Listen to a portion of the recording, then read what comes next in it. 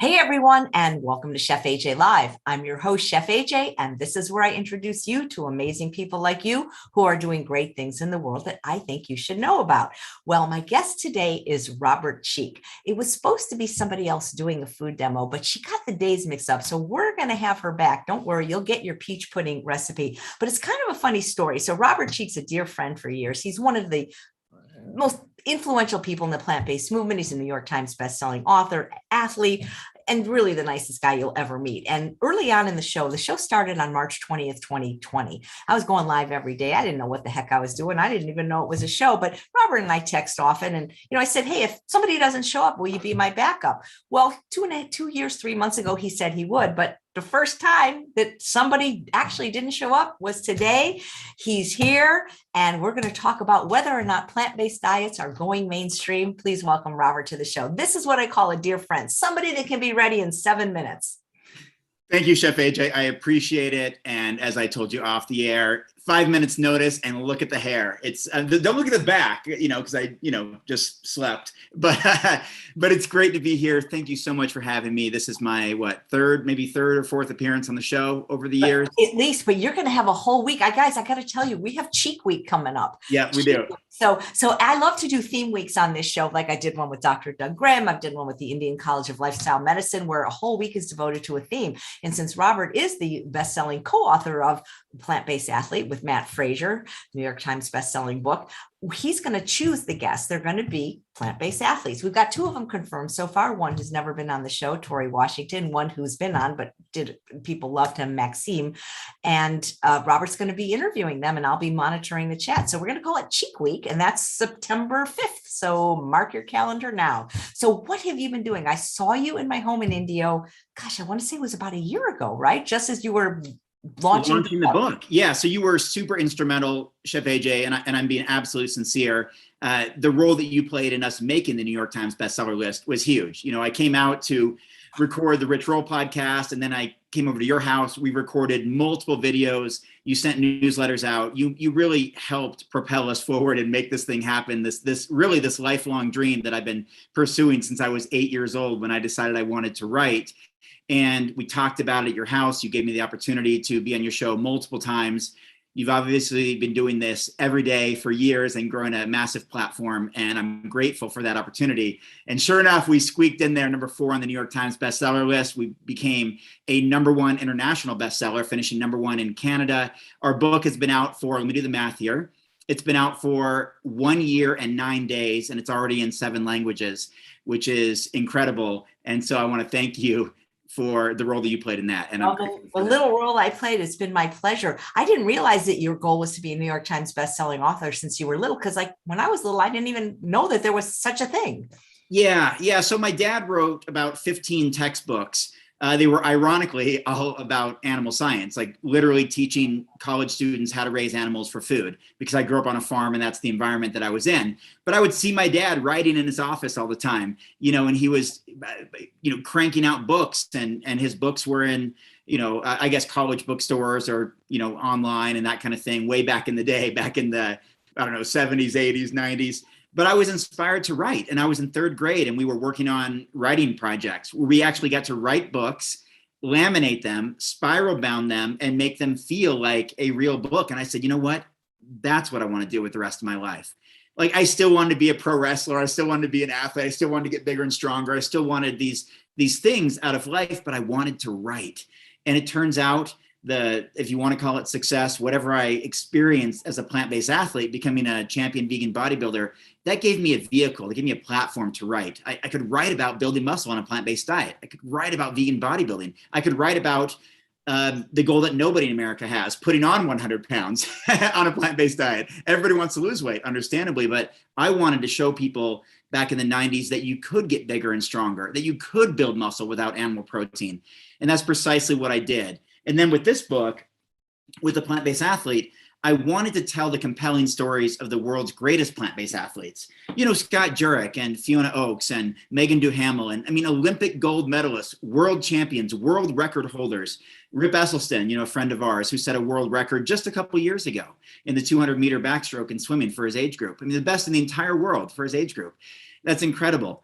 and other just superstar athletes that many of us know and love in the plant-based world, and really hear their story. What do they eat? How do they train? What's their mindset? How did they get there? How did like Dotsie Bausch overcome eating disorders and drug addiction and become an Olympic medalist? Like, what's that all about? Or how did Josh Lajani have no business in ultra running? I mean, he was 420 pounds as a really big guy growing up in the bayou in Louisiana, eating like, roadkill and drinking beer like crazy, and injured football player. How does he drop down to 180 pounds and not just run and participate, but actually win ultra marathons?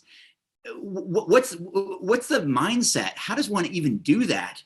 As well as some of these athletes who've been vegan since birth. I mean, come on, like some of us have been vegan for a few years or a few decades, but to be an IFBB pro bodybuilder like Jahina Malik or Kevin Hill and win an Olympic medal and an X Games gold medal, and his sister Shonda Hill set a world record in ultra triathlons, all vegan since birth.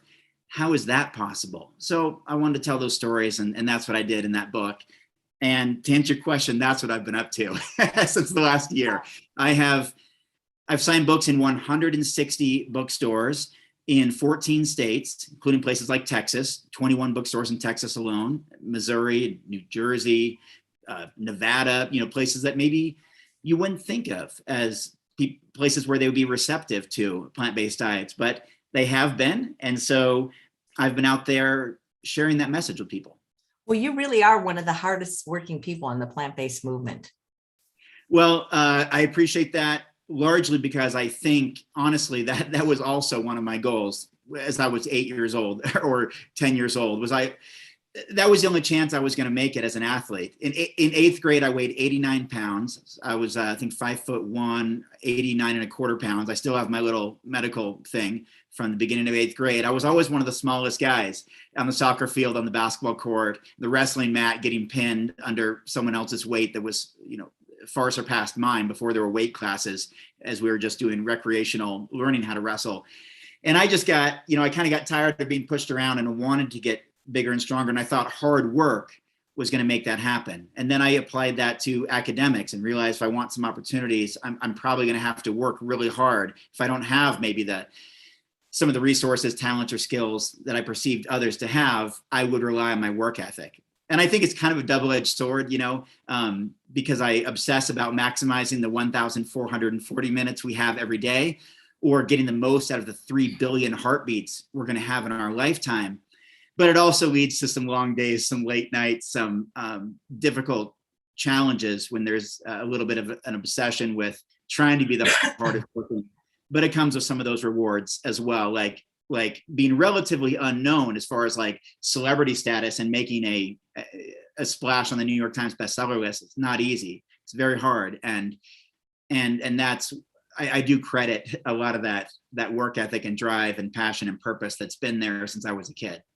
How I don't know if it's an inside secret, but how did you do it? How does one become a New York Times bestselling author? Is there a formula people can follow that have that dream? I think so, actually. In fact, a friend of ours, a fellow longtime plant-based author, reached out to me and to try to learn that formula. And so I shared privately with this person probably pages and pages and pages of email length recaps of how to make that happen. But Chef AJ, there's a lot I can share. And really, as you know, it started a long time ago. I mean, I've been on tour for 18 years. How many people have I met along the way? Where I put myself on tour, I toured to 5 continents so far, only missing Africa and Antarctica. I went on 10 consecutive vegan cruises with anywhere from 800 to 2,000 people for a week long every time, and doing fitness classes and shaking hands and giving lectures for hundreds of people. I put myself on a college campus speaking tour years ago and toured all over the country. I spoke at many of the vegan festivals all throughout the country and around the world, and I exhibited at those places. I built relationships. I tend to have the best. In fact, when you texted me, I was packaging up a bunch of bundles that I'm shipping out right now. I have a massive shipment that goes out to the post office today. I create these incredible incentives from working with more than 115 plant-based brands, so I can create the best physical product deals on the internet, like period, on the internet, end of story, not just in the vegan world, the best value. And then I collect all those email addresses into my Shopify page. And so I have thousands upon thousands upon thousands of paying customers. So then when I have something like exciting, like a book, I have a built-in audience of not just like subscribers or viewers or whatever, but paying customers who've supported me in the past that I can write to. And then I tell my story also. I mean, people know how badly I wanted to achieve this. And I can promise you, Chef AJ, especially right after we made the list, I thanked my newsletter community and others. And I said, I'm certain that there's really three categories here of people who bought the book. Some who just wanted to support me. They wanted to see me succeed after working for decades to do this. Someone who believes in a dream and is able to achieve it, it's worth celebrating. And other people who wanted the content itself, right? People who wanted to learn about being a plant-based athlete. And then the other group of people who maybe were on the fence, but the incentive offers were just too good. I had literally hundreds of thousands of dollars worth of products donated to me from amazing plant-based companies in the forms of physical products and coupons that I could then pass along to my audience, which I did, and spent 6 to 8 weeks, 12 hours a day shipping out bonus packages, but it paid off. So there is a formula.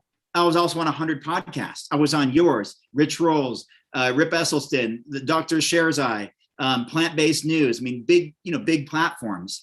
And that is part of it.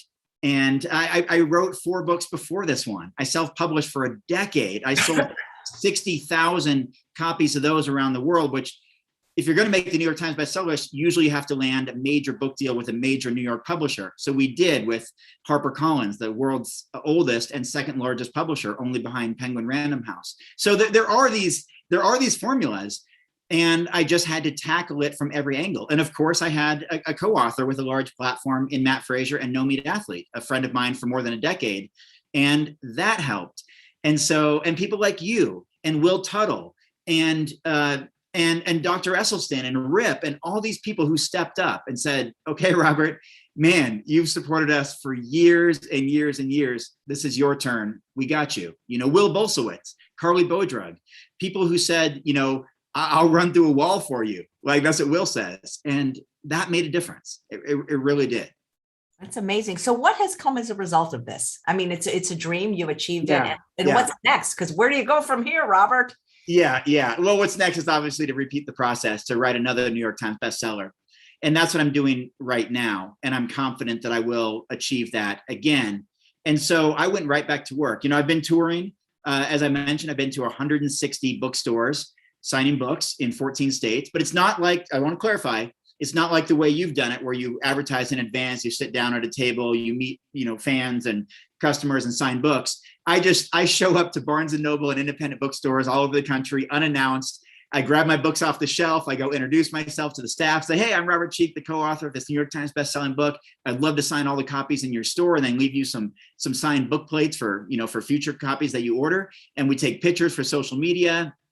I was just in New York City a few days ago, and some of those stores in Manhattan and Brooklyn had 5 copies of my book, 4 copies. Out in California, one store had 10. And so I sign anywhere from 1 to 10 copies in the store, take pictures, post them on social media. So does the bookstore. So I've gained a bunch of followers that way, simply from Barnes and Noble being 85 of those 160 bookstores and other independent stores spreading the word. And so, I've been doing that. So I've been going around the country, and then I've just been writing again. And Chef AJ, I do have one tip for writing that I could share for anybody. And I often give this tip in my presentations in recent, certainly in the last year, because of how important and impactful it was for me. So Chef AJ and everybody listening, if you want to write, if you want to produce something, create something especially deeply meaningful that's maybe going to have a profound impact or have the opportunity to reach a lot of people, there's something that I'd like to leave you with here. I was writing books, Chef AJ, 15, 20 years ago, but nothing was ever published. I mean, that's just kind of how it goes. I was getting rejected from publishers, and things were just unfinished. I wrote a whole bunch of children's books, unfinished. I wrote a personal development book, called Take Action and Make It Happen, self-help kind of book. Nobody was interested. I started working on some vegan books. And then I met a president of a university in Portland in probably about 2008, named David Schleich. And he was trying to recruit me to this natural, Portland School of Natural Medicine. I was naturopathic medicine, and I was, doing my own thing, and I wanted to write. And he was like, so how's that going, Robert? And I said, oh, it's going, He's like, you have anything published and all this? I said, no, but I've been working at it for years. And he said, Robert, here's what I want you to do. And this is the punchline. And this could help, hopefully, anybody listening. He said, Robert, I want you to go home and I want you to write 2 pages every day. I don't care if it's good. I don't care if it's bad. You write 2 pages every single day, and soon you've written a book. And you know what, Chef AJ? I went home and I didn't write 2 pages. I wrote 10 pages. I wrote 20. On a flight to Hawaii, I wrote 30 pages. I wrote 15, 12, some days 2, my minimum. And within a very short amount of time, I wrote my first book. And that gave me opportunity to tour around the world. And then I used that formula again. And Chef AJ, I will tell you right now, I've not missed a day of writing since April. And I started this new streak, and it's not 2 pages a day. Many days it is when I'm traveling. I just came back from East Coast, and before that I was in Texas, before that, California. But I've written nearly 300 pages just in the last less than 2 months, in 50 days, 300 pages, because it all adds up. So it doesn't matter. So Chef AJ, I tell people this is for whatever it is you're trying to achieve: weight loss, muscle gain, creating something. It's the idea of showing up every day. That's what 2 pages is. It's walking around the block, 2 times. It's eating 2 salads a day. It's eating 2, what are they? Hannah yams or something like that you like? Hannah potatoes it's 2 of those every day, right? It's showing up day after day after day and saying, you know what? When I show up every day, that's consistency and that's discipline, and that removes willpower. That removes some of these other forces that you have to force yourself to do it because it becomes ingrained in you. It becomes like second nature. This is what I do. This is who I am. I'm someone who writes 2 pages a day. I'm someone who walks 2 miles a day. I'm someone who takes the stairs instead of the elevator. I'm someone who eats 2 salads a day, or 2 green drinks a day, or eats 2 plates of carbohydrates a day to make sure that's the foundation of my nutrition. That's what it means, Chef AJ. And that's what I did. And that I'm telling you, there's nothing that's been more important for me as a writer, as an author, than showing up every day. Because you know what? You get better. When you take long breaks, it's like giving a presentation. When you're speaking on tour, you speak every day, or like you host these shows every day, you get so much better at it than when you get called up every 3 or 4 months to, hey, can you give a lecture on this stage? And I know that from experience, from having very long gaps between speaking. I just spoke in Ocean City, in New Jersey on Saturday. And though my talk was okay, I thought it was so-so, maybe below average, because I hadn't done one in a while. And that reminded me, Robert, that's your 2 pages, man. You got to speak more. And then sure enough, what happens? A few days later, Chef AJ says, hey, can you come on and talk on the show? And now I won't shut up. So once we wind you up, well, you are very dedicated and you're very disciplined, because the discipline you use in writing, you use in fitness, you use in diet. So wouldn't you agree? This is how you kind of are in all areas of your life. Yeah, and I had this sign on my wall, my bedroom wall as a teenager. It said "Demand excellence," and I've got a quote right here on my wall that says, "To give anything less than your best is to sacrifice the gift." And that's from Steve Prefontaine. And, I think about that kind of stuff. I think about, as I started this interview, Chef AJ, we have 1,440 minutes every day. And I know there are billions of people around the world who would give anything to wake up to the opportunities that I do as a very privileged individual. I understand that, not just in sub-Saharan Africa or in developing countries, but around the world. People who would give anything for the opportunities, the freedoms, the health, the wellness, the fitness, the ability to chase a goal and dream that I have every day. And so, I just don't take that for granted. And something came across my radar. I've already said it once today, not that long ago. And that is that in our lifetime, we're going to have about 3 billion heartbeats. And as I reflect on that, that's with the average age of around 78 or 80, which is just the statistical likelihood mortality age in the United States on average. So 3 billion heartbeats, okay? And I've already used up more than half of mine. And I don't remember the first 5 years of my life. I doubt most of us do. Ages 0, 1, 2, 3, 4, I don't know. And so what I want to do is make the most of the heartbeats that I have left. And not only that, I want to make the greatest impact I can for others so they can enjoy whatever heartbeats they have left. And that's what guides me. And that's what I'm really big into, effective altruism and effective vegan altruism, and trying to make a difference for people, but also trying to make a difference for animals who don't always get that opportunity to, or they don't get the opportunity to speak for themselves, or to, rally themselves and create their, their own cause or their own mission, or speak up for the oppression that they're under. That's something that I try to dedicate my time to do. And so, yes, the work ethic, the consistency, the discipline, that carries over into athletics, carries over into health, it carries over into wellness, it carries over into my professional work, perhaps even my hobbies, because it's the more you show up, the more you adapt to whatever it is that you're doing, the better you get. And oftentimes the better you get, the greater impact that you have, the greater impact you have, the greater influence, and therefore the more lives you can potentially improve through leading by example, or directly through helping, promoting veganism and reducing animal suffering on a global scale, to contributing to causes that you care about, to showing up and volunteering and putting your money where your mouth is, and saying, this is the difference that I want to see. This is a difference I'm going to contribute to making. And this is why it matters to me. And I don't do it for any kind of reciprocation, but I do it because it matters. It matters to the individuals who are on the receiving end of whatever support that is. And so that's where I think a lot of that discipline and drive comes from too. What does a day in the life of Robert Cheeke look like? Walk me through a day. What time because you obviously have to be very disciplined to accomplish all that you're accomplishing. Yeah. Every day is different. I joked yesterday or a couple of days ago that I had breakfast. This is all true, but it's kind of a joke too. I had breakfast on the Jersey Shore, lunch in Philadelphia, dinner in St. Louis, and fourth meal back in Denver. All that means is that I had a layover with my flight, basically. But some days are like that. I visited 13 bookstores in one day in Texas a week and a half ago.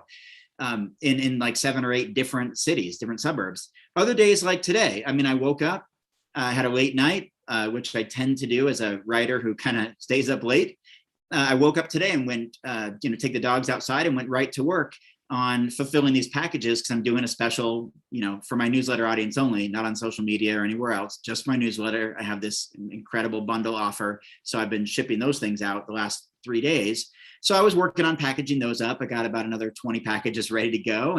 And I was drinking some caffeine-free hibiscus tea, and got some bananas and water, and it's sat out in the sun for a few minutes with the dog. And I've been checking email and doing my thing here.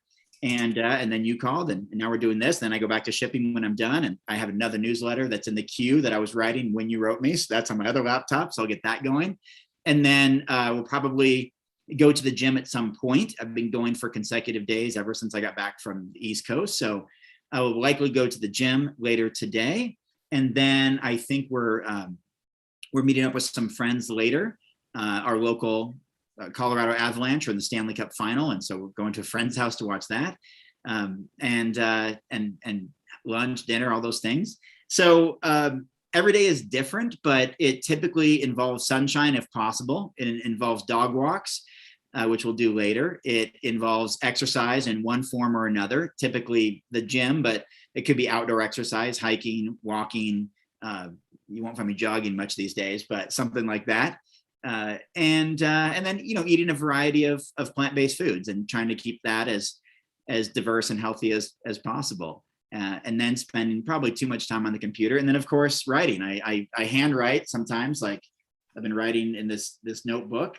This is just the last 3 days alone. So I've 25 pages or so, which comes out to only 8 or 10 on a computer. But yeah, I write, I keep notebooks with me. This is my new book stuff. So that will be part of it. And then, sometimes obnoxiously posting on social media, which I think is, and it's some form of an addiction that I'm trying to kick. Yeah, I get that. I do follow you. And let me just say that Richard Hubbard says hello to his friend, Robert Cheeke. He said he met you in New York. Yeah, we just had lunch at Beyond Sushi, and a 100% vegan sushi restaurant on Saturday. No, Sunday, on Sunday, just, 5 days ago. we met up in New York City and had lunch, Richard. In fact, I have a shipment going out to Richard today. He ordered one of my bundles, so it's shipping out today. So cool. Richard, thank you. Appreciate you, man. Richard's an incredible supporter. He wrote his own book as well. And I believe Eric Adams wrote the foreword. The mayor of New York City wrote the foreword for his book. And Richard Hubbard lost 150 pounds on a plant-based diet after I'm really, truly honored to say, and he told me this in person, face to face, which was really cool, that after he stumbled upon my website in 2016 and read my book Shredded, I think that's what got him to go fully vegan. And then he did the rest, of course. He put in the work and lost 150 pounds. But I was honored to hear him say that, like in person at lunch, where he said, man, it was you that got me to go vegan. And that was like, I told my wife, I'm like, that's as good as it gets, because that's what I've been wanting to do throughout my life. And to hear that is really cool. Nice. Cheryl says you're one of the best people in our world. And so many people said they bought your book for their teenage sons. And so many people love your book. Do you ever have a bad day? You're always upbeat. Yeah, sure. I mean, I think we all do. I really try to, I've said for many years, I don't know much about brain science or anything like that. So I can't speak as an expert, but and we all have our ups and downs. We all have different chemical imbalances. We all have different levels of depression or mental struggles or areas in our life that make things difficult. Relationships, family, work, stress, the internet at large, other pollutants, environment, noise, air, water quality, whatever the case is. But again, it goes back to what I was saying earlier, Chef AJ, is that there's a lot of struggle in the world. Like I read a statistic, it's something along the lines of, and this is going to sound insane, right? But something along the lines of, someone can maybe verify this, but if you make something like $2,500 a year, not a month, not a week, a year, you're like in the top 1% globally. That life is a struggle for most people. We have something like 800 million people starving right now, 2 to 3 billion people impoverished, like severely. I may have my struggles, but they're not the same level. You know what I'm saying? Like, yeah, I have my bad days.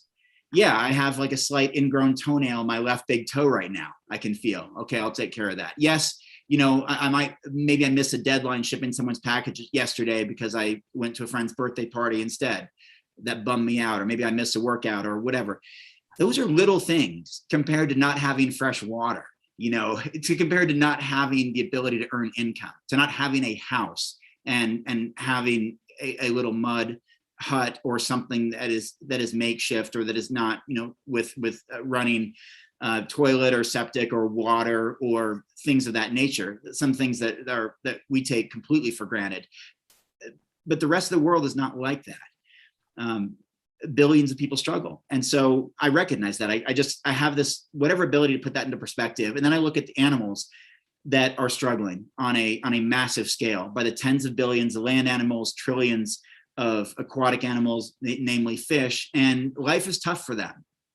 And not only that, they don't have people speaking for them. They're starting to, but they can't speak for themselves. And in fact, they require that the species that is oppressing them actually speak up for them.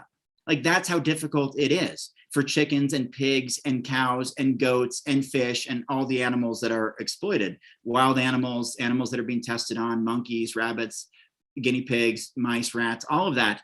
They actually, in order to get a movement started for their own rights, they require their oppressors to actually start that movement for them. They require human animals to do that. And that's a very difficult way to go through life. And so that helps me put some things into perspective about my own challenges, my own bad days. Man, I'm glad I'm not a pig stuck in a gestation crate. Man, I'm glad I'm not a chicken stuck in a cage with 20 other chickens and I can't spread my wings. Then someone's going to literally pay $1 to eat my arms, my wings that I would normally use to, cover my babies, or to, try to fly with or get around or stretch with, or they're going to eat my legs or my breast for for a few cents, like that's a rough life, not, not mine. So I think perspective is a big part of it, Chef AJ, and that helps me stay upbeat. And then selfishly, and I wish we would all do this, it's like the more you give, the better you feel.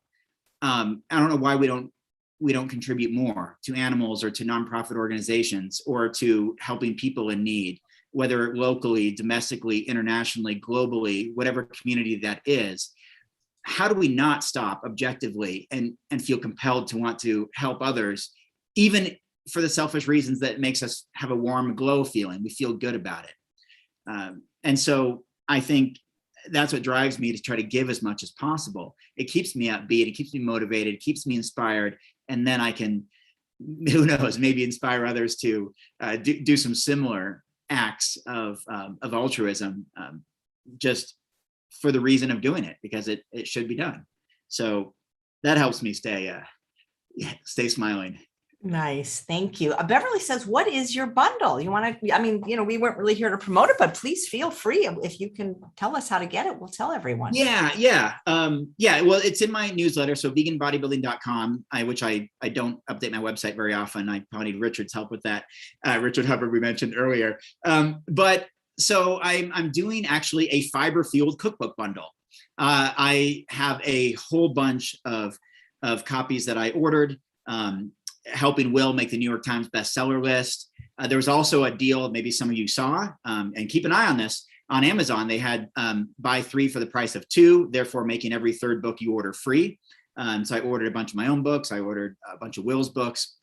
One was free. Every 3rd book you order is free.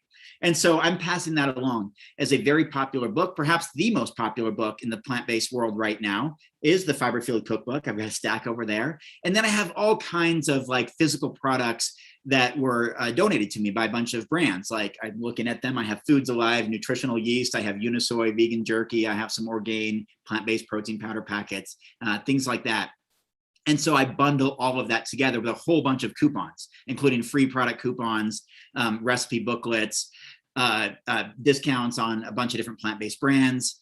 And then some that are, like I said, just completely free product coupons. Like, I have these things like, enjoy free Suja juice, or, free Hodo tofu coupons that are $8 value. I pass along all those things.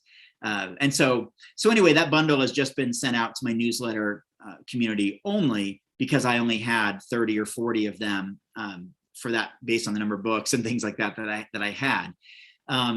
I don't know that it's shared anywhere else, unless I can send you a link maybe to the bundle link, something like that. But I didn't share it on social media. And I do these bundles, all the time. I had 2 different ones going yesterday and now a 3rd one today, again, based on like the products and resources that I have left over. You remember, Chef AJ, when I distributed over 1,000 Vegan Strong aprons, including largely to your audience. I had wooden spatulas with Vegan Strong, which is a brand I work with, on there. I had wooden cutting boards. So a lot of like non-sports nutrition, non-supplement stuff.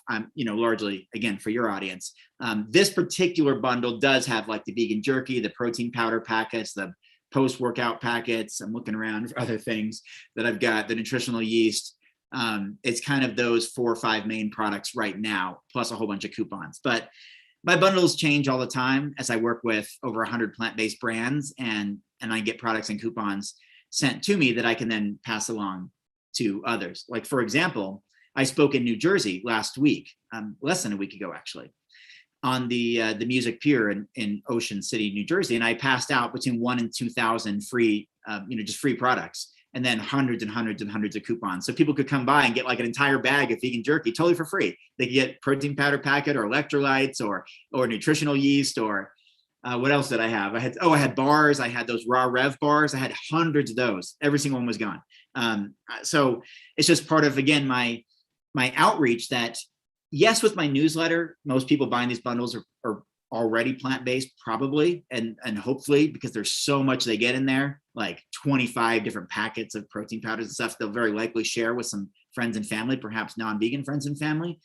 But when I go on tour with Vegan Strong or on my own, it's an absolute thrill of mine, Chef AJ, to pass out thousands upon thousands of free plant-based products that otherwise would have been animal-based meals. Because I go to these mainstream fitness events that it has a 95% non-vegan audience, omnivore audience. And so guaranteed 95, 99% of the time, this would have been a whey protein drink, a casein protein drink, an egg protein meal, an animal-based jerky. And now that's a plant-based meal. Now that's a plant-based meal, not only by the tens of thousands, but many of those people, a certain percentage will go on and actually purchase some of those plant-based products in the future. Like, man, that vegan jerky was really good. I could go for that. Oh, now I see it at Walmart. I see it at Walgreens. I see it at CVS, at Target. I'll try that.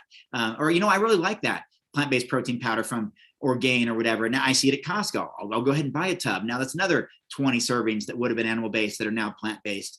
And so I do that all year round, working to get hundreds of thousands of meals, if not millions of meals that otherwise would have been animal-based to be plant-based. And it's one of the things that I write about. It's one of the things that I'm passionate about. And that's, again, part of what these bundles are about as well. I lost your audio. Oh, sorry about that. Sorry about that. It sounds to me, Robert, like in your spare time, which you probably don't have a lot of, you could be teaching business classes. Well, no, I wouldn't say business, because I tend to oftentimes use more resources than I collect. I'm known as making the best deals around, barely covering my costs, that kind of stuff. It's part of my altruism. So I'm not really profit driven. And so I'm not very good at making profits. In fact, I have hundreds and hundreds of copies of my own books. I got about 300 from Amazon last week when it was buy 3 for the price of 2. So I got 100 free books. But I end up giving a lot of those away. I donate them to libraries, to bookstores, to little free libraries, those little birdhouse things that are in towns all over America. I donate there. I do these bundles. Like, this is my first time ever doing a bundle with like Fiber Fueled Cookbook. I just happen to have dozens and dozens of copies that I acquired that I bought, but I usually do my own book bundle. And so I pass those out, but it's like the profit margin is slim, if it exists at all. And so I don't know that I could teach business classes, but I could certainly teach classes about how to network and collaborate. I mean, the fact that companies willingly wanted to send me hundreds of thousands of dollars worth of products for me to pass out just during my book launch, and hundreds of thousands of dollars more during the Vegan Strong Tour, and just for my own speaking tour, where I sent out one little email for my speaking gig in New Jersey, and over a dozen companies sent me collectively thousands of products that I was able to hopefully enrich thousands of people with. So I'm really good at that. I'm really good at networking and really good at collaborating and growing awareness of brands and products and getting people to passionately support different, including authors, whether it's you or Carly Bodrug or Will Bolsowitz or Colin Campbell or whomever it is that I'm supporting at the given time. I'm good at that kind of stuff, but I wouldn't say business.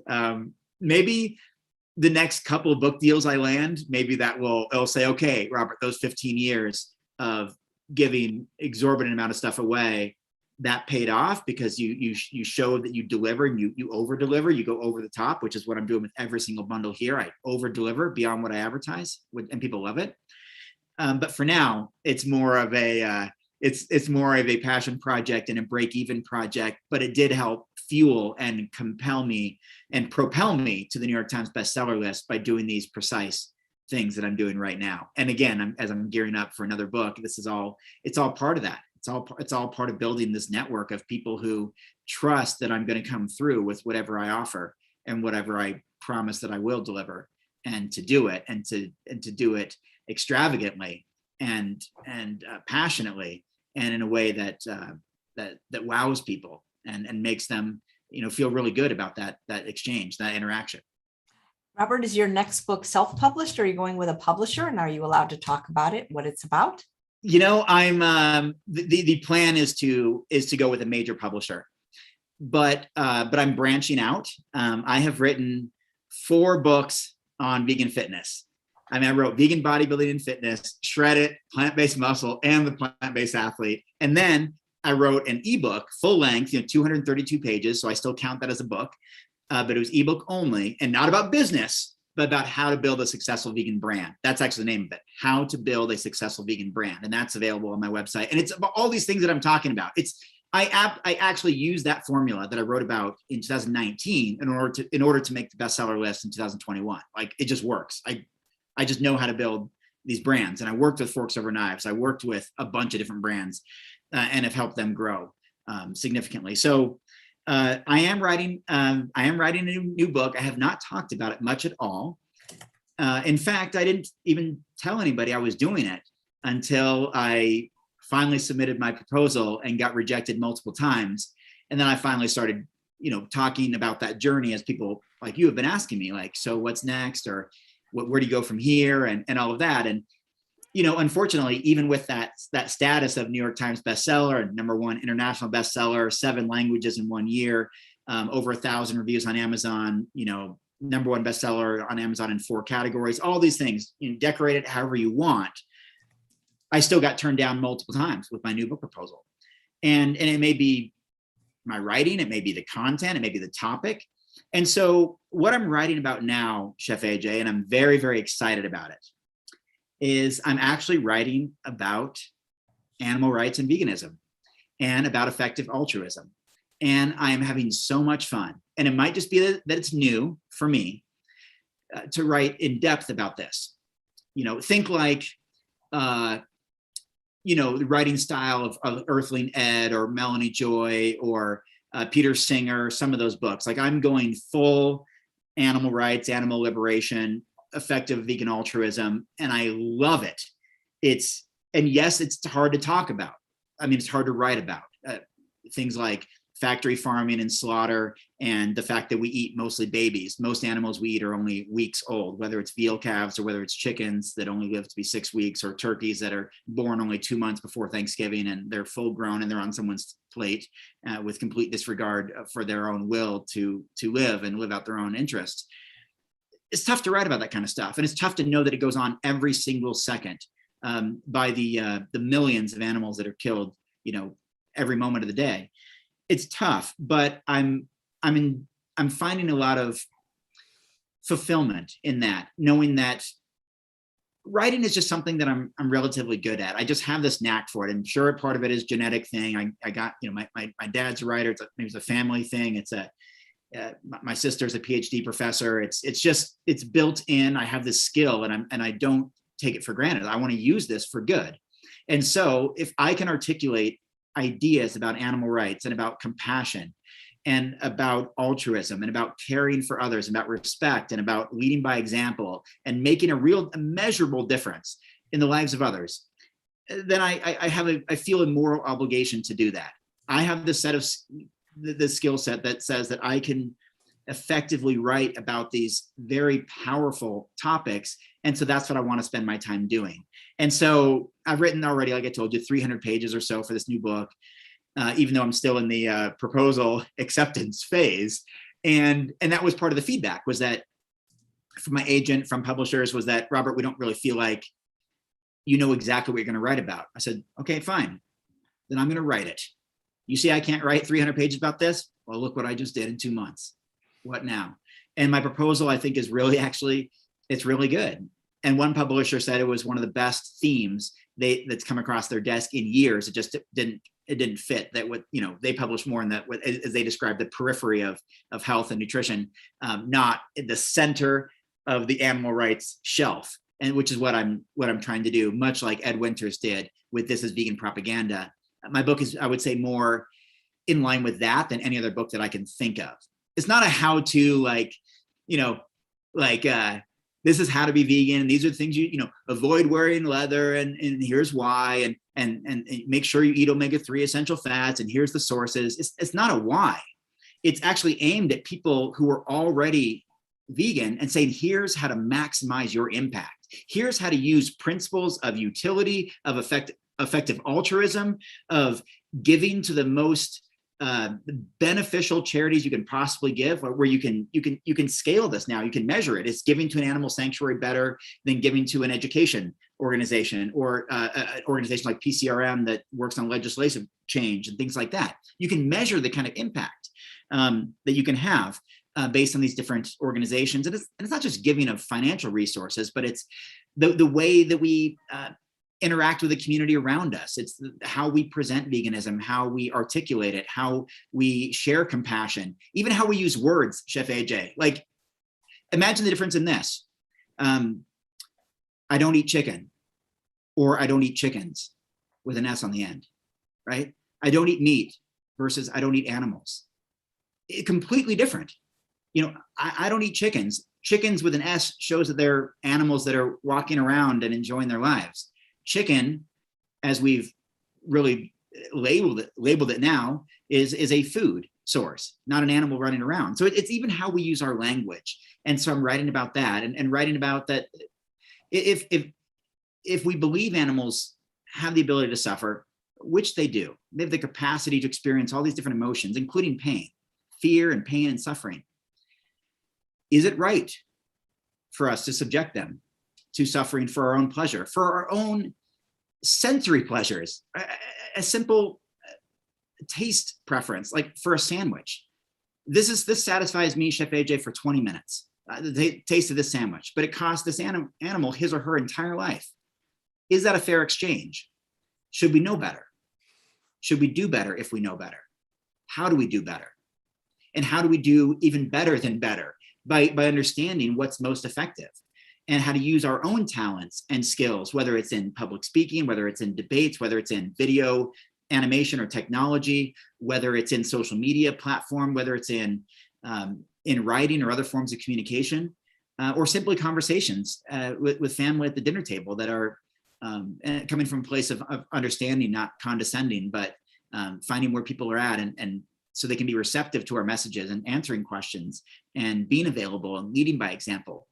And so that is what I'm writing about right now. And I'm loving it. Like, I feel like this is the kind of book, and it's all upbeat, right? I mean, telling, stories of animals, overcoming, their, what was supposed to be their demise, and escaping that and being able to then go live out on an animal sanctuary, or just different stories of humans caring for animals and helping rehabilitate, whether they're wild animals or what we would describe as like of aggressive animals or pests even, and also giving people to look at animals differently and see them as individuals and with their own interests, their own desires, and realize that as many people describe, whether it's Alex O'Connor, the cosmic skeptic, or Peter Singer from Animal Liberation, that we have this separation, Chef AJ, we separate ourselves from other animals. So we're humans and they're animals. Yet, tell me, are we more similar to apes than like apes are to oysters or mussels or crabs or lobsters? We share so much more in common with other animals, yet we have this separation where we are just superior to everybody else, even though there's a vast difference between like other mammals, like a bison and a salamander.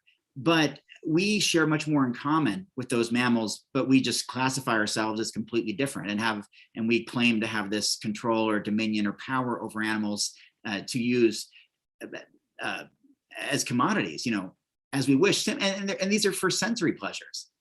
This is because I like the way these, Nike shoes look on my feet, or how it makes me feel about myself, my self-worth, or how I like the taste of this animal's flesh because it's a taste that I grew up with and I resonate with, and it makes me feel like it's comforting.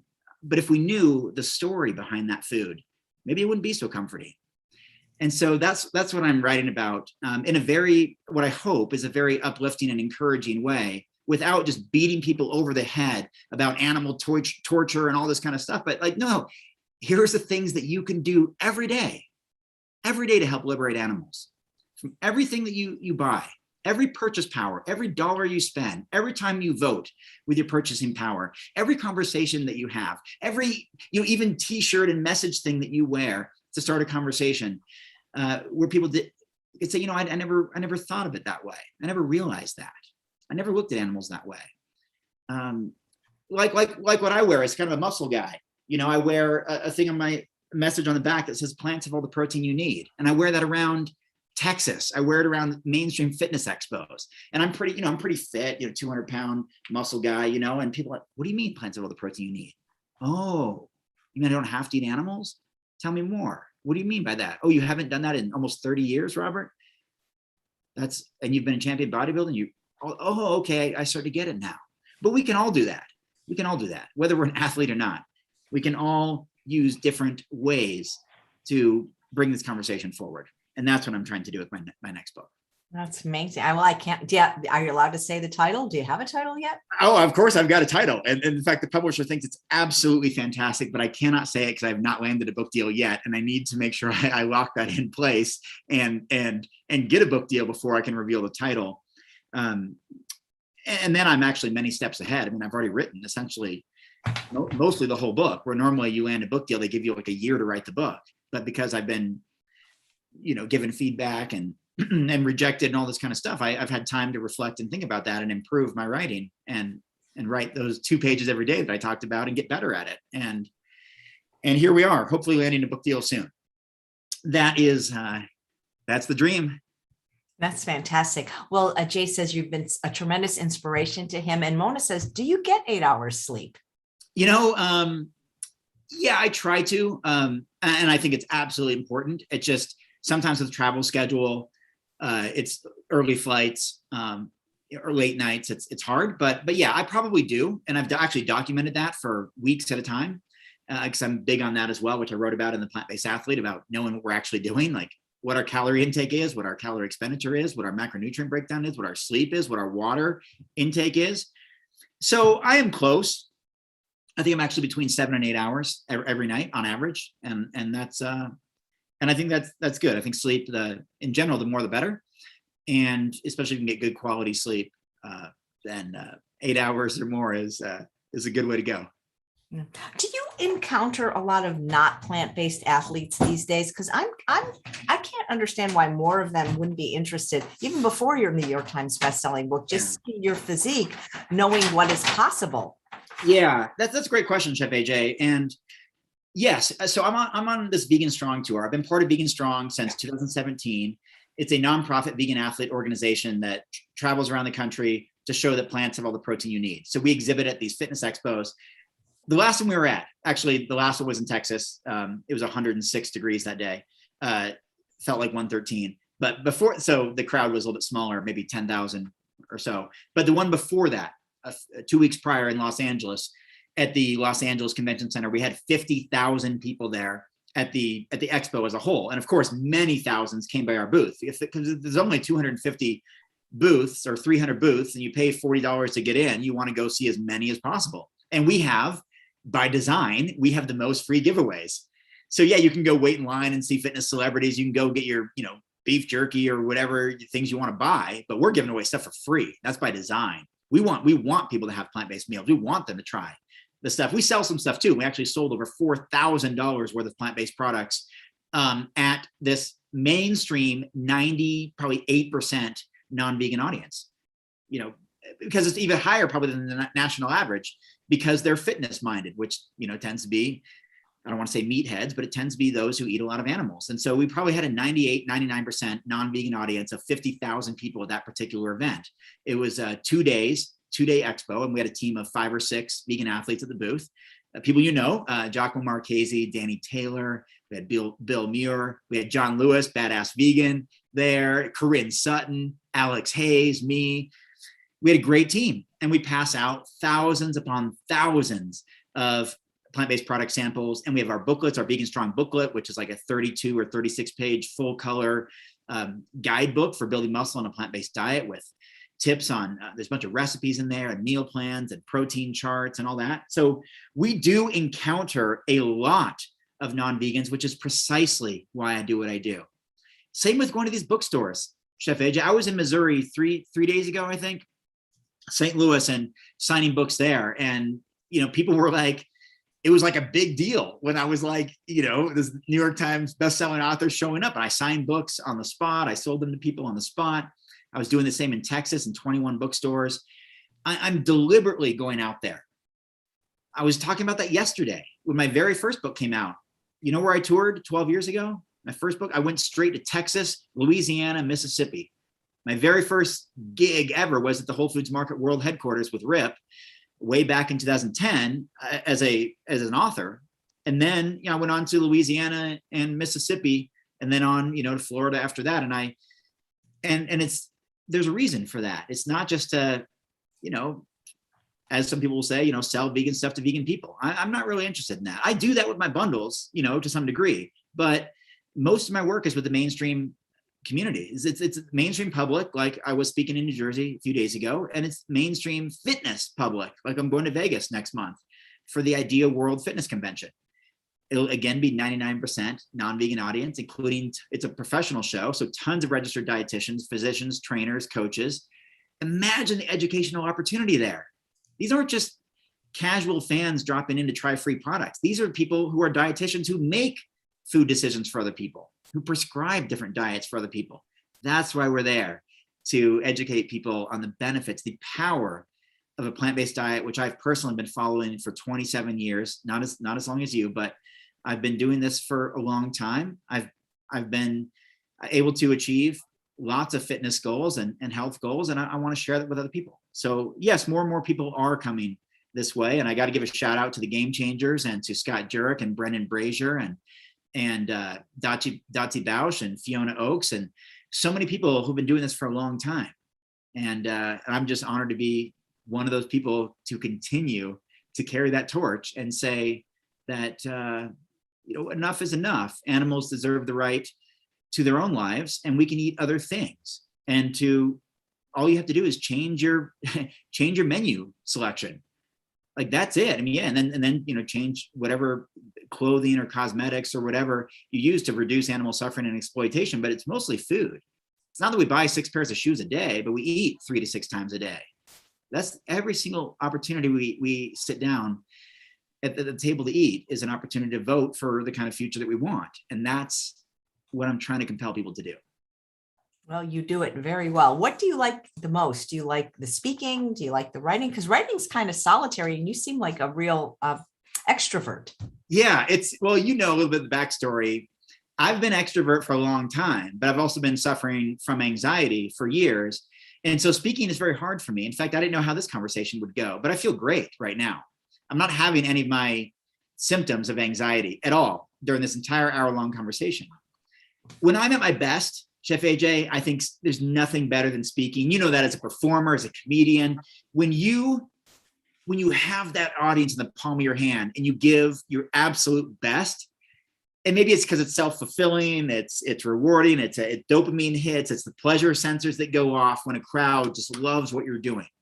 Maybe that's too self-serving, but that's been the best physical feeling for me. I think when I've given my absolute best presentations and the audience receives it that way. But I will tell you, I spent a lot of time in solitude writing. I'm down here in the basement right now where I live in Fort Collins, Colorado. Spent a lot of time down here. And I do some great work here. Like some of my best writing is just on this plastic, $39 table from Costco with a little padding for my elbows from bath towels, and I write, what may be one of the best vegan books ever, and I wrote one of the best-selling books of the entire year last year in any genre, and I do it in solitude, and I do enjoy it. I do like it. And in fact, I take this notebook now, or similar notebooks, I've got a bunch of them, to the gym. Like I write this between sets. This all during workouts. I write between sets when I'm thinking at the gym, and then I come home and type it up, and I do it every day. And I really do enjoy it. Like I enjoy writing. And so I don't know what I like best, but I would say writing and speaking actually enjoy more than the fitness, more than training, more than exercising, more than eating healthy meals. I enjoy the art, the craft of creating something. Like it has to come from here. I sit down, I have to write every day at midnight with a blank page sometimes with no idea what I'm going to write about. And I still write at least 2 pages every day. I just look around the room. I throw on a YouTube video by, Peter Singer or Alex O'Connor or someone to give me something to think about. And then, okay, that's it. And then I do it. And I realize that's fairly unique, to just every day be able to create something, just pull it out of the air and say, this is my art. And so I embrace that, and I look forward to it. So I look forward to writing today. No idea what I'm going to write about. I got a few ideas, maybe probably something from this conversation. That's where it comes from. It comes from like proximity. Like, what did I hear? What did I overhear at the gym today? What did someone say? What did they ask me at the bookstore? Like, what's a sincere question that doesn't get addressed enough? Forget about protein and B12 and omega-3. I'm tired of all that stuff. But like, what are some other things? Like, how do you stick with it in a capitalistic society that exploits everyone and everything, in the Western culture in the United States? That's a heavy question. But you can still reduce the amount of exploitation, reduce the amount of suffering, even within a capitalistic society that does exploit others. And you can find that effectiveness in altruism, I think, and utility in other forms. And so I'll come up with something today, and maybe it will be directly from this conversation. Perhaps it probably should. That's amazing. Well, here's a nice comment from Susanna. Robert is fearless, so awesome, so inspiring. And there is a question. Who's it from? I just saw it. It was about Arnold Schwarzenegger. If you could get his endorsement. Yeah, I've met him a few times. Casually on my 21st birthday. I have the Polaroid photo to prove it from 2001.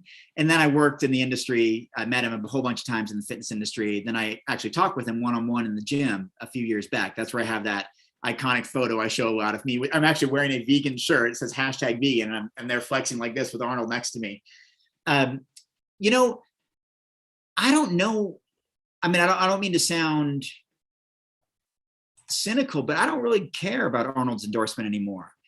Like, I don't know that I don't know. I mean, he helped the Game Changers for sure, being in that film and promoting plant-based diet, although he doesn't follow it himself. I mean, he was celebrating the slaughter of turkeys for Thanksgiving. I mean, he was out there. What he was trying to do is do good for the homeless and humans in need. And I totally get that, but at the expense of like literally killing turkeys that are 2 months old.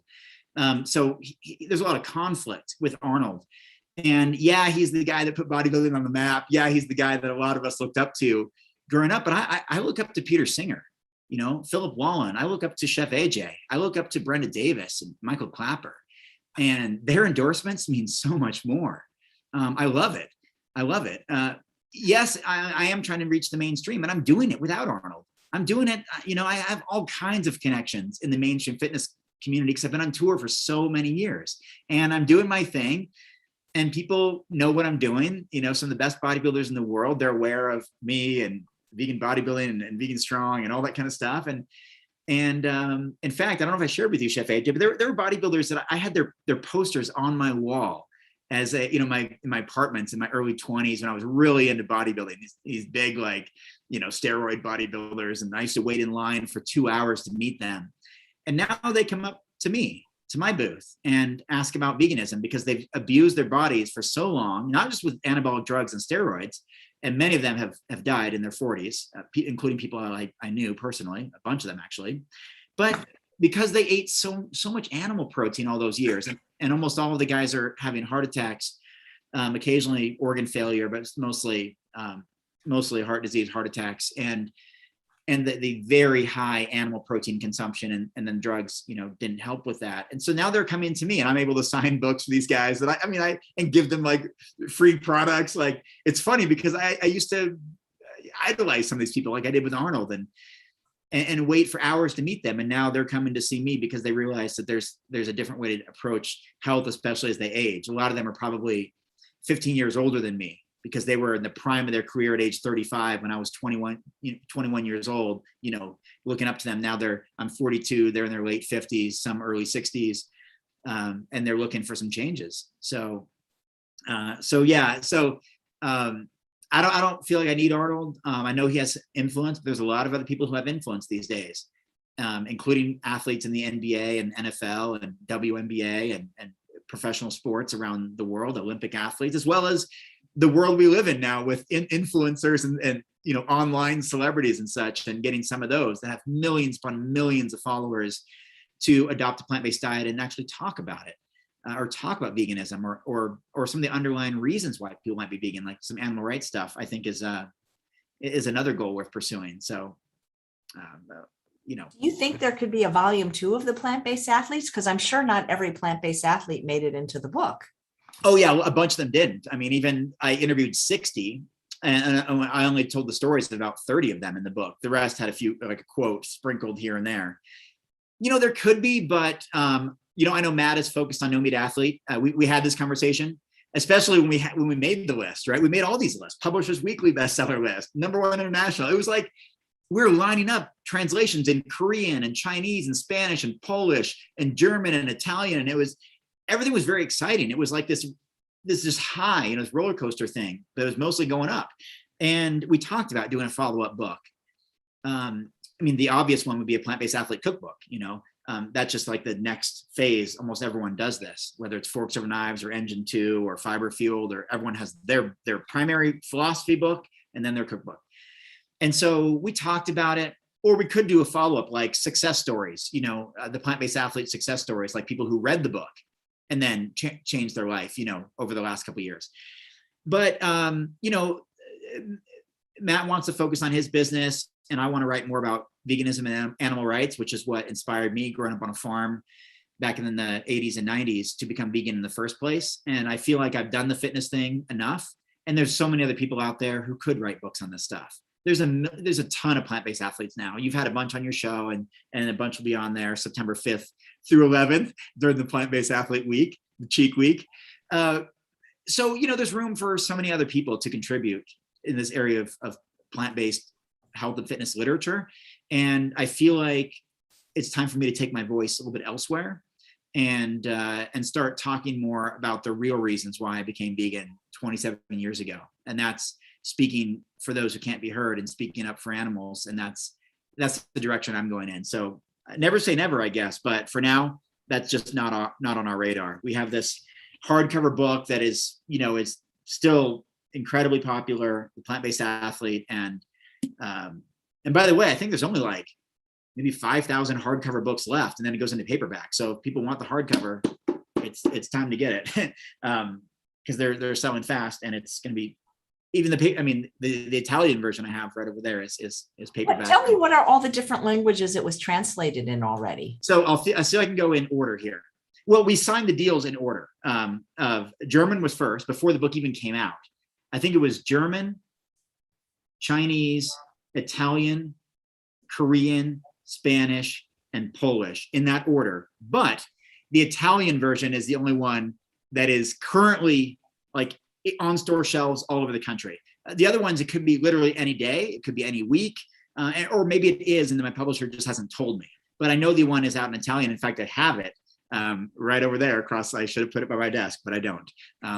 It's about 10 feet away. But yes, I have the Italian one here at home, and I did interviews, for newspaper and magazine and YouTube, whatever, not YouTube, but Instagram videos. So, and then I've been working with the translators in Spanish and Korean, but that was months ago. So I suspect, it could even be in Spanish, and I don't know it yet because no one's told me. But basically I find out, and Chef AJ actually found out when someone tagged me in a post holding my Italian version. My publisher didn't even bother to tell me it was out yet. But like someone had it, and I'm like, what the heck, is that real? Or is that like did they like just take an image from online? But no, it was like on their desk, and it's there now. So yeah, those are the 6 foreign languages plus English, which is in the English version is a North American deal. So it's in Canada and Mexico as well. And soon, of course, will be in Spanish in Mexico, but it's been in English there since June 15th of last year. Well, that is pretty cool. You're internationally successful. It is cool. It is cool. And largely because it's been so long. I've been working at this for more than 30 years. And so it's like, it's cool to actually see it. In fact, I wanted to book a trip to Italy like this year, but it doesn't look like it's gonna happen for a variety of reasons, including taking care of our little senior Benny, who's 17 years old now. Whoa, that's incredible. Yeah, he's been plant-based for 12 years, ever since we've had him. And I'm sure that, I'm not sure, but I think that contributes to his longevity. Yeah, he's still doing his thing, but he's slowing down. There's no question. He's slowing down, and at age 17, that's understandable. So yeah, we don't really want to go too far. We don't want to be too far away. Both of us be gone. So yeah, so maybe, and by time next year rolls around, the book will clearly be in Polish, Spanish, and German as well as Italian. So might do a whole European tour. So might be better to wait anyway and cover a bunch of different countries rather than just one or two. That's amazing. Here's a question from Latanya. She's been looking for a good cutting board. Do you have any more available? Did you ever have a cutting board, or do you have a coupon for one? We had the Vegan Strong branded cutting board. I have some at the Vegan Printer office in California, but I don't have any right now. I distributed over 1,000 of them last year as little free gifts with my book launch. I had even had like dumbbell shaped cookie cutters. Like I had some fun stuff that wasn't just like protein powder packets. It was like universal for anyone who wants to, you know, whether you use sports nutrition or not. I probably have about 100 cutting boards left, between 80 and 120, because they were in boxes of 40. So I've got 2 or 3 boxes left. So I might acquire those from our office in California. Maybe even next month I might get a few. So I don't have any at the moment, but, and this is a little wood. It was like a little one. It might even be only like this size. Actually, it was a little wooden cutting board, but in general, I don't have cutting board tips aside from the one that we were doing as a giveaway that had our brand on there, which was kind of fun to have Vegan Strong. Cause then it goes with our mugs and our, you know, we've got like, you know, we have all kinds of fun stuff like the Vegan Strong mug and spatulas and aprons and all that. So, so maybe in the future, but right now, don't have any cutting boards with me for my bundles. Great. Mona says, do you take dietitians with you? I'm not sure what that means. Oh yeah, on tour. Like, do we have registered dietitians Okay. at our booth? I don't know that we have. Many of us, I know it's not the same. Okay, I know it's not the same, but many of us are certified in plant-based nutrition through Dr. T. Colin Campbell's plant-based nutrition course through the Center for Nutrition Studies at Cornell University, including me, Danny Taylor, Giacomo Marchese, at least 3 of us at our Vegan Strong booth. Maybe Corinne Sutton has, or Alex Hayes, I'm not sure. A bunch of us are authors as well. Bill Muir is an author of multiple books. Danny Taylor is an author. I'm an author. John Lewis has a new book coming out. Corinne Sutton wrote 2 ebooks. So I don't think we have a registered dietitian that is kind of part of our core team, but our team evolves and changes all the time too. And so, in fact, I might even be, you know, not be doing it next year. If I land this book deal and I truly want to write one of the best vegan books out there, then I'll need to, I think, work exclusively on that. And I won't be doing Vegan Strong tour. Even if Vegan Strong continues, it'll be probably somebody will replace me, and maybe it will be a registered dietitian. That's great. We do have resources from other experts as well that we do promote, including some physicians and registered dietitians. So that is something that we do. That's great. Let's see. What do you feed your pet? Asks Mona. Great question. Love it. And hopefully we can be helpful. So we use VDog dry kibble. So that's a vegan company called VDog. The Middlesworth company, Middlesworth family started that, right? So we use VDog dry kibble. We use Evolution brand wet canned dog food. So that's like, it comes in a can and it's wet, and it's like, I don't know, sweet potatoes and beans and all this stuff. It's formulated for, you know, for dogs specifically. And then we use VDog, we use Evolution brand, and then we do a lot of other foods like tofu. That we do some like Tofurky brand stuff. We do No Evil Foods, you know, like flavored vegan chicken, that kind of stuff. We also do regular foods like you know, beans, potatoes, or just plain tofu that's not from a brand, but just like you know, a block of tofu that's maybe seasoned or something like that. And some other, you know, sweet potatoes, things like that. And we've been doing that for 10, 12 years. We've got 2 dogs. One is 17 and one is 7. And we've had one since he was 5, one since she was 1.5 years. And they've been fully plant-based since 2011. So the last 11, 12 years. And they seem to really, really enjoy it. I mean, they really do. People ask like, are your dogs vegan? I always say, well, no, they're not, you know, philosophical vegans. They're not ethical vegans. They don't see a chicken nugget out in the park and say, you know, that's not for me. There's exploitation here. That chicken had the right to, you know, their own free will. So they're not vegan dogs because they can't make that ethical stance or philosophical decision on their own, but they certainly are plant-based. So I like to just differentiate that. And yeah, those are some recommendations. There's also Wild Earth brand. Our dogs didn't seem to like that one as much. They were on Shark Tank years ago, and Mark Cuban invested in them, and I've even seen their TV commercials during like major sports events. So they're big, and maybe lots of pets resonate with Wild Earth, but our dogs didn't seem to like it as much. And so the kibble was too big. Bailey couldn't even get her mouth over it. And I asked them if they could make a smaller kibble like V-Dog does, but they said, well, just grind it up. But she didn't like that. They were huge. Yeah, I don't remember. That could have been an issue for ours too. And I want to, I'm grateful. Like they sent me a big bag, it's kind of like an influencer guy. As we tend to get lots of free stuff to try. We get more books than we know what to do with. We get people sending us products all the time because we have the ability to talk about them. And so, yeah, they sent us like a big bag of Wild Earth and some bones and all that. And our dogs were just kind of so with it. So once we ran out of it, we just went back to V-Dog and evolution. So thank you for asking. And then, like I said, real food as well. We incorporate some real food, just, vegetables and legumes and things like that, grains. So Carmina says, well, why is plant-based better for dogs? Aren't they supposed to be carnivores? I'm totally vegan myself, just curious. Yeah, no, they're not carnivores in the way that cats are, where their bodies require it. So that's a great question. So why plant-based? What's the benefit? Well, the same benefits that we get. Right. So we get reduced inflammation, we get better joint health, we get, better heart health, better cardiovascular health, or, all types of different benefits. So really all the benefits you might see on a plant-based diet for humans, largely reducing inflammation, reducing excess calories, reducing, the ability to maintain healthy body weight, healthy skin, hair, whatever. Good heart health, all those things that carry over to dogs as well. So dogs can absolutely be plant-based, and there's probably millions that are. There's 75 million vegans worldwide. I'm sure many of them have dogs as pets, and there's probably millions of plant-based dogs, or certainly there's close to that number. So there's a bunch of them out there, and they tend to do really well on it, especially with the reduced inflammation. I mean, we all have joint pain. I mean, I've got some in my elbow right now. It affects my weightlifting.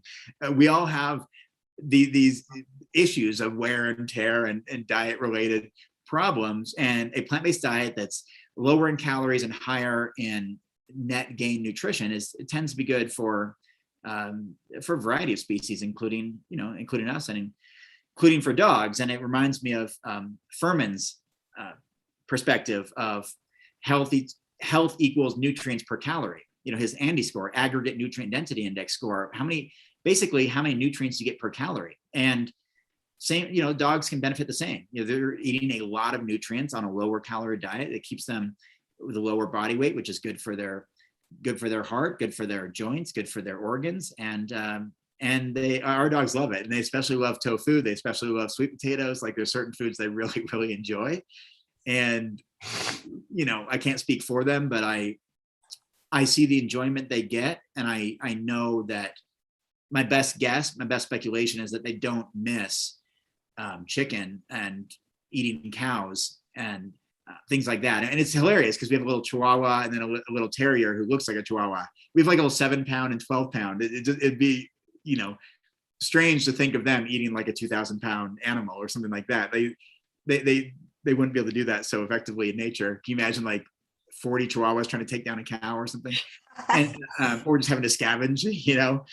So I mean, they would have a hard time with a bird. Like ducks and geese scare away our dogs, or what? They're not exactly the carnivore type. But all dogs of all shapes and sizes and all breeds, I think, can benefit greatly from a plant-based diet because of the nutrients. Health equals nutrients per calorie, and the more nutrition, the better. Yep. Thank you.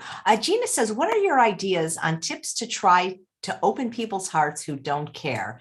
It's easy to deal with compassionate people. Yeah, that's hard. That's the greatest argument against veganism, Chef AJ. I'm sure you know that. I just don't care. Like, I don't care. I don't care what logical argument you give, what compassionate argument you give. I don't care what health argument you give, what environmental argument you give. I don't care about the animal ethical argument, that do we have is it our place in society to exploit animals for our benefit? Those arguments don't matter when someone says, I just don't care. I just don't care. And so I think that's hard. I'm actually writing about that right now, and I'm not an expert in psychology or, sociology or even aspects of philosophy, but I'm exploring it, and I'm exploring it from a whole bunch of authors. I mean, I got just books like crazy around here.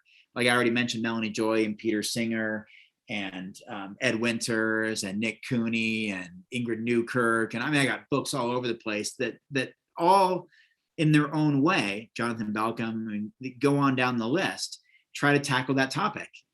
So what do you do when someone says, I just don't care? And I don't know that I have a really good answer, except for what I try to do, and it's cliche to say, but is to lead by example. And, if I'm healthy, happy, and fit, living a life that allows others to live and let live as well, then maybe that at least shows an example of what someone else might be able to do. Because sometimes it's not just, I don't care, like I just simply don't care about animals. In fact, good, slit more throats. I don't care. It doesn't bother me whatsoever. Load them up in a truck. I don't care. It's not always just that. It's that there's this underlying fear about, losing a source of masculinity, or losing level of protein intake, which again can easily be debunked or debated or, answered efficiently and effectively. Or the taste obviously is a big one. And so really for me, what I'm trying to tackle are the two big ones: taste and convenience. Like, it's just easier. It's just easier to eat animals. It just is. We live in a society where there's a fast food restaurant or a convenience store on every street corner. And whether you're in a food desert, or you're in the metropolitan area, or in a rural area, it's always going to be easier to eat animals. It just is. And guess what? They taste good. They taste good largely because of the sugar, oil, and salt, as Chef AJ talks about. That's like the question. I don't want to go off on a tangent, but the question, why do vegans try to make their foods look and taste like meat? Well, why is all meat seasoned with plants? Why are you trying to make meat taste like plants? It doesn't taste like that on its own. So that's what I think is the main obstacle to tackle, is the actual taste and convenience. The apathy of I don't care, maybe you can't overcome that. And that's frustrating. And especially if it's a loved one, or someone you really care about or respect, or someone you work with, and you're working with them for a long time, and that's just, you have to be subjected to that all the time, this apathy, this I don't care. It gets old after a while. How do you not care? But I think trying to get people to care, it's like trying to get them to change their political vote or their stance on something that is just foundational. It's very hard to do. I mean, we spend hundreds of millions of dollars trying to get people to change their political views, and very few people do. Like, we're just kind of set in our belief system. And so the I don't care thing is very hard to overcome. So instead, what we should do is say, hey, this tastes just as good, and it's just as convenient, and it's just as affordable. And that's what companies like Beyond Meat are trying to do. You may be well aware Beyond Meat partnered with Pepsi, and they made their Beyond Meat jerky available in 56,000 stores overnight. In every gas station, convenience store, every Walmart, every Walgreens, every CVS, every Target. It's amazing to see. It's one small step, but it helps those two main sticking points. Aside from I don't care, it's that it's convenient and it tastes good. And then the third one is the price. If we can bring the price down, and right now that Beyond Meat jerky is the same price as Jack Link's and these other jerkies. I see it in Walmart all the time. I go there specifically to take photos of the progress that a plant-based company has made within a company like Walmart, to be head to head with all the other jerkies in every single checkout aisle in the store. I love it. So that's what we've got to do. Taste and convenience. Yesterday, there was a conference in Cleveland, and I was attending virtually. It was about becoming like an ambassador. And the psychologist basically said, you can't work with people that don't want to change. I mean, it's really just a waste of time and breath and energy. You have to work with people that are open and motivated to change. Yeah. I write about that too, that you might care more about trying to get your mother, father, brother, sister, child, to change because you care about them more, right? That's what hurts the most is our loved ones who still subject animals to all this suffering, and we worry for their personal health and all this stuff too, right? But the greatest difference you can make is within those people who are on the fence, people you don't know, strangers who are listening to this interview right now, who are on the fence, and having the ability to inspire them to take that next step. That creates the most change for animals. Animals don't care whether your mom is vegan or not. They don't care whether your daughter or son is vegan or not. They care about the net impact that you can have on your entire circle of friends and family in your community, or strangers alike. And so the net impact is what really matters. And so that's why I write a book like The Plant-Based Athlete. In this particular book, we didn't use the word vegan. We wanted to cater to a bigger audience that's interested in plant-based. And then we told really uplifting and compelling stories about people who are achieving amazing things. And so that's going to have an impact. It's going to affect way more people. In fact, I was in Missouri a few days ago, and someone was super excited to buy the book in person because they were already interested. They were already on the fence. They were already like, and that happened in Philadelphia, I think, or in New Jersey a couple of days before that. People are like, those who are ready to do something different, like Richard Hubbard, who was on the call earlier, it has a chance to resonate with them and create some real change. And then look, Chef AJ, this happens all the time. And I'm trying to connect the dots in my book too. And I'm not trying to point this back at me or anything, but just because it's within the context of this story we're talking about, this interview. Richard Hubbard said he got inspired by me to go vegan, right? Okay, that's one person. But what did he do with it? He wrote his own book and inspired other people. He lost 150 pounds, inspired people all around him, right? So it's not just that we inspire one person. Like, I'm only doing what I'm doing because my sister inspired me. You want to talk about a vegan activist? Look what my sister did. She got me on board, which then led to all my books, 18 years of touring, and all the stuff that I've done. And that inspired, people like Danny Taylor, who I met before I even knew her. She came to one of my talks in Boston 15 years ago. And now she has her own book. She's coached over 1,000 vegan athletes, and she's influential, and she's been on your show. In fact, she was an amazing guest on your show. I loved seeing her on your show. She was fantastic. And all of this, just like Howard Lyman opened the door, and John Robbins and Ingrid Newkirk and Brenda Davis and Michael Clapper for people like us. And that's, it's so awesome. So I say, even though it hurts emotionally, psychologically, it hurts sometimes that our loved ones don't get on board. That's not where you're going to make the most change. You're going to make the most change with the people who are most interested in changing. And then just be there to answer their questions, be there to show example, be there to lead, be there to help. I hate to say it, cliche to say it, be the type of vegan you wish you would have come across when you were on the fence. Be that person. And that's the gateway to real change. That's so profound, and it's so true. You can only help the people change that have expressed an interest in it. Well, this has just been so fun. Look at you. You didn't even know you were coming on. You got your hair and your shirt on in like less than 7 minutes. You gave an eloquent talk off the cuff. You're awesome, basically. Well, thank you, Chef AJ, and thank you for letting me share so much. I enjoyed this opportunity, and it's so cool to do it anxiety-free too. This was great. Because I have anxiety too, and I try to. That's like my goal is like to just make my guests feel really comfortable and welcome, because I have anxiety too, and I don't like when people say I'm so nervous. I'm like, well, so am I. Don't you be nervous, because then I'm going to get nervous. So, yeah. So thank you. I'm glad it worked out, and now I'm going to go back to more shipping my bundles and turn the heater back on in the basement.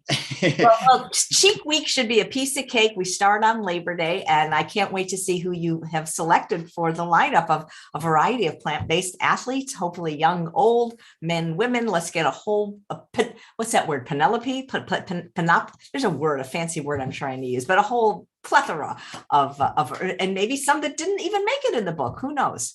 Yeah, no, absolutely. There's so many we'll invite, some great people. People will be able to hear their stories and learn about them and learn the great work that they've been doing. And Chef AJ, this is my first video interview in a little while. But if you do like show notes, links, whatever, On veganbodybuilding.com, which is my website that I still need to update, but I've been running for 20 years and kind of let it just do its thing. But from there, you can subscribe to my newsletter, which is where all my offers are. I don't really do them on social media. It's like I honor the community that reads my weekly newsletters, and which is me telling about my travels, my tours, and stories, and all this stuff. I have my bundle. I'm just about to offer. Actually, I haven't even offered it yet. I'm still working on adding it to my website. I'll be doing that today. So there is a new bundle. You can also get signed copies of my book. Even if you don't live in one of those 14 states and near one of those 160 stores, I sell signed copies of my book directly on my website on veganbodybuilding.com. So if you want a signed copy of The Plant-Based Athlete, it'd just be signed by me, not my co-author, because he's 3,000 miles away in North Carolina. But if you want it signed by me, I've got stacks and stacks of them. So I have those available. And like I do, Chef AJ, I surprise people. I put a bunch of free gifts in every single shipment that I send out. I have the products, I have the coupons, I have the things, the materials to pass out. So I do. Those are all available on veganbodybuilding.com, and particularly the newsletter, which is where I do most of my communicating with my readers. So anyone listening, feel free to join us. I don't even know where it is, where the newsletter is to subscribe on veganbodybuilding.com, but hopefully you can find it. And also from my little online store, our little Shopify store, from there, you can click on that little icon. From there, it will give you an opportunity to subscribe. So hopefully we'll see a little spike in subscribers as a result of being here with Chef AJ today. Well, I sure hope so. And like I said, if you want to just send me the links and make them clickable, I can add anything you want to the show notes, up to 5,000 characters. Great. I will do that as soon as we get off this call. Absolutely. Well, you are like a vegan Santa Claus.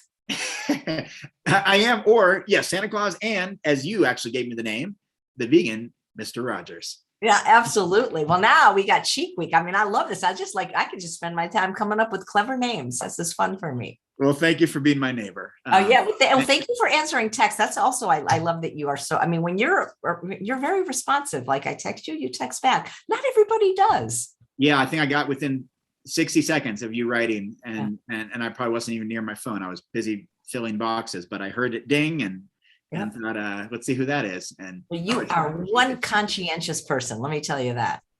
I certainly try to be. Thank you. Right. Thank you so much, Robert. This was thanks, AJ.